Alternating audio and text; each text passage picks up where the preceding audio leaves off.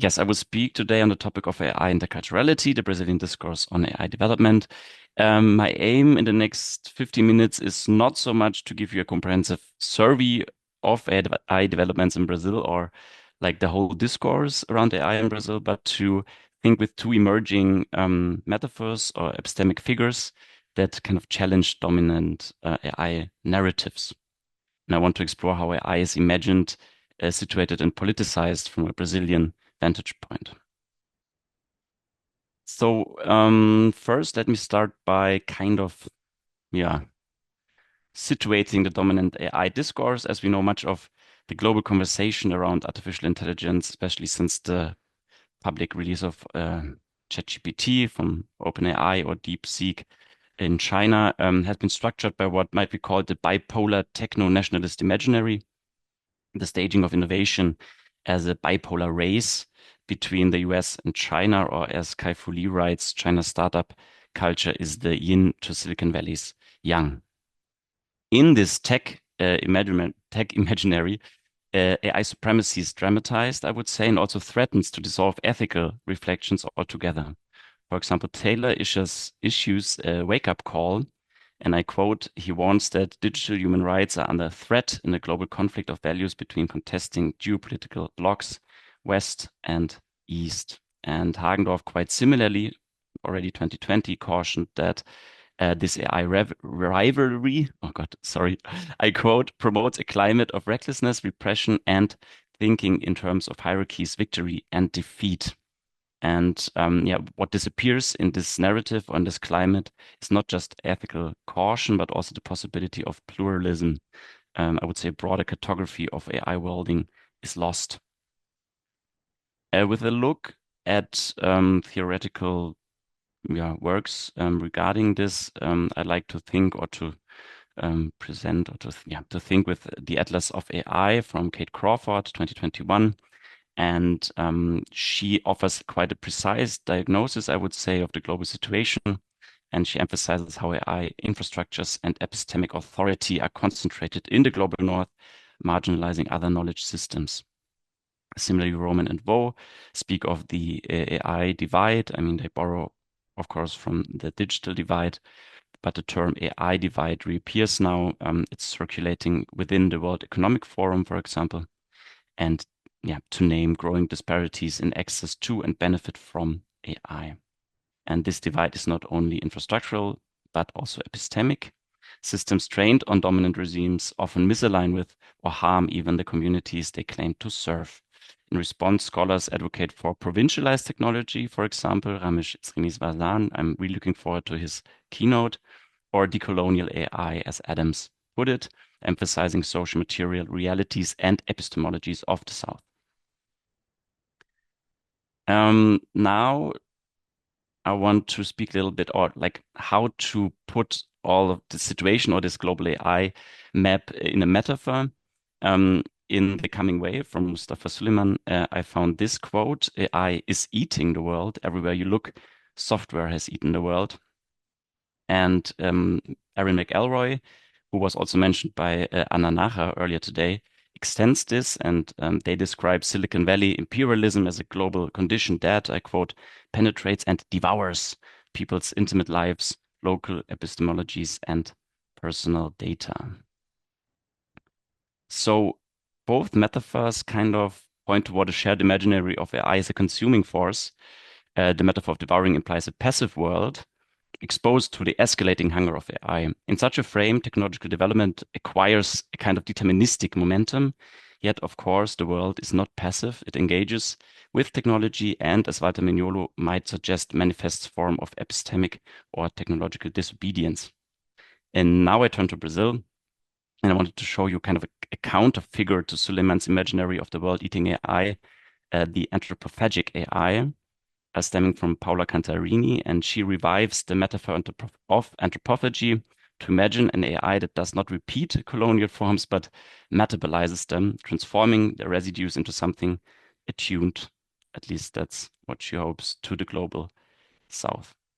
And yeah, I will return to this figure of the anthropophagic AI in the end.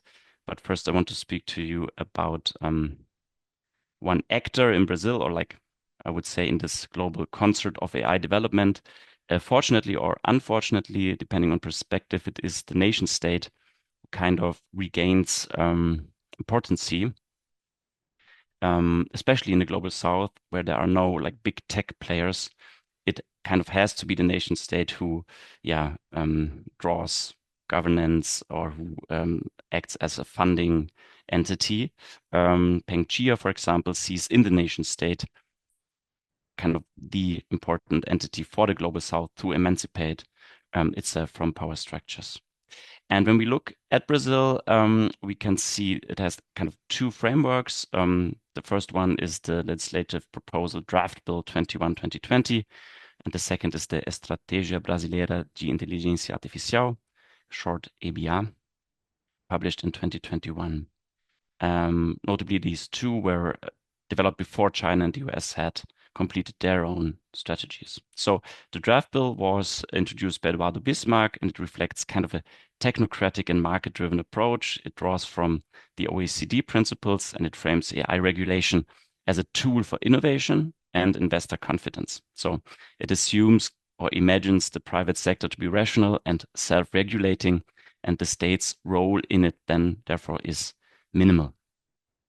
The EBA, like this, the whole strategy, is structured around six thematic pillars, starting with education and workforce training, going through research development, entrepreneurship, ethics, regulation, and international cooperation.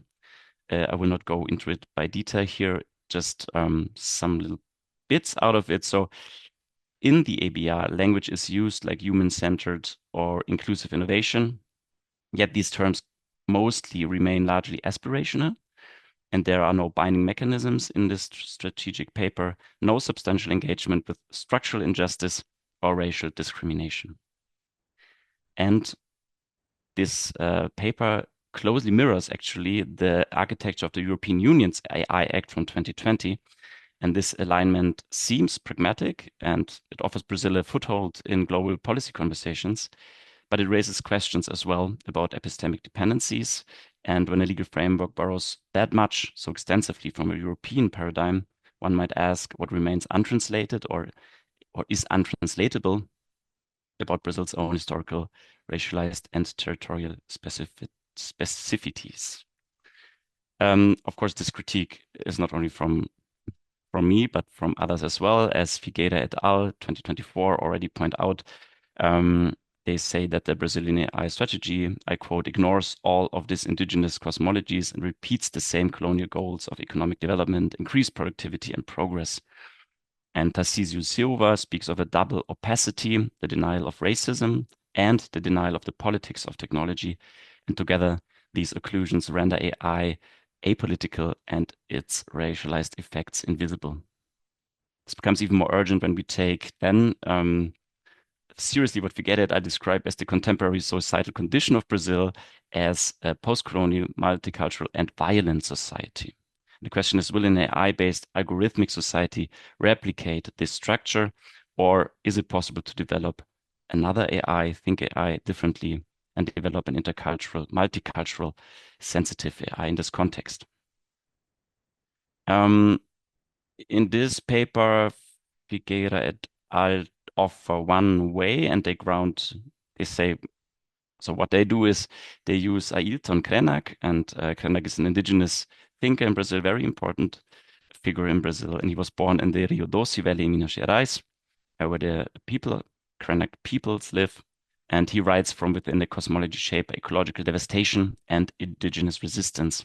And in his world, for example, to name one part, rivers are grandfathers and trees can be shamans. And just last week, I stumbled upon this Guardian article where they speak of the increased water-intensive expansion of data centers. And the headline, "Your cloud is drying my river," could then, in the perspective of the Krenakian people, read like, "Your cloud is drying my grandfather." So the cosmology of the Krenaks consequently refuses the idea of progressive developmentalism, as they say, as it entails an imperialistic imaginary.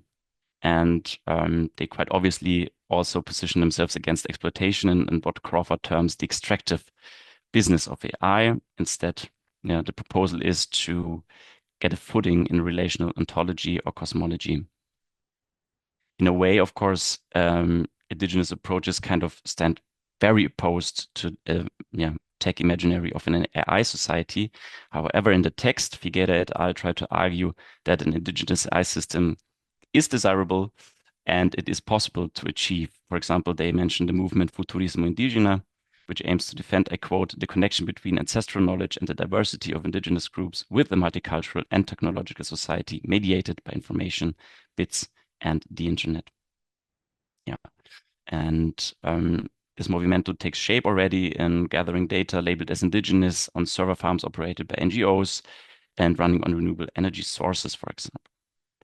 Another example stems rightly from my fieldwork at the C4AI, the Center for Artificial Intelligence in São Paulo. Here we have a project that's called ProIndl, or ProIndl. Yeah, I'm not so sure how to pronounce it right. However, what they do here is trying to train large language models based on indigenous languages. And one could say that this, of course, is a good idea, maybe. That's what Figueira et al. Propose. At the same time, again, this whole effort risks sucking in indigenous and subaltern languages again into extractive commodified data regimes. And so the question arises, of course, again, of digital colonialism, extractivism, and appropriation, and who is appropriating what and for what end, who's profiting in the end. And in the case of the C4AI, IBM takes a huge role, is the main funder of this laboratory, and secures in the end all the patents that will arise from this project. So we can see an extreme dependency on big tech money here. So indigenous AI, in short, could be one answer to the globalized extractive industry of AI. Another one, and now I return to the counter narrative of the anthropophagic AI, is the anthropophagic AI. I stumbled upon it during my fieldwork because I was included in chat, in a WhatsApp chat, and there was Paola Cantarini also part of, and she shared her thoughts in this chat group. And then I was reading into her blog posts and works. Sorry, I think I'm missing stuff. So this is the anthropophagic AI. That's what Cantarini is writing about. So two quite long quotes. I will try to read them shortly. AI governance for Brazil has been described as anthropophagic governance in the sense of being autochthonous, rooted in Brazil's tropical soil, taking into account its historical reality and sociocultural characteristics, while at the same time being updated with international developments in an approach that is holistic and democratic, kind of in line with the characteristics of AI in its cybernetic origin. And she goes on. Instead of singularity, multiplicity is affirmed by means of a necessary leap from Amazon to the Amazon, much more than a forest. It's about an anthropophagic artificial intelligence rescuing Osvaldo de Andrade, or tropicalist, in the sense of developing an inclusive democratic AI, focused on the epistemologies of the South. So now I go back to this slide just to give you a very short background to the whole anthropophagic movement or manifesto.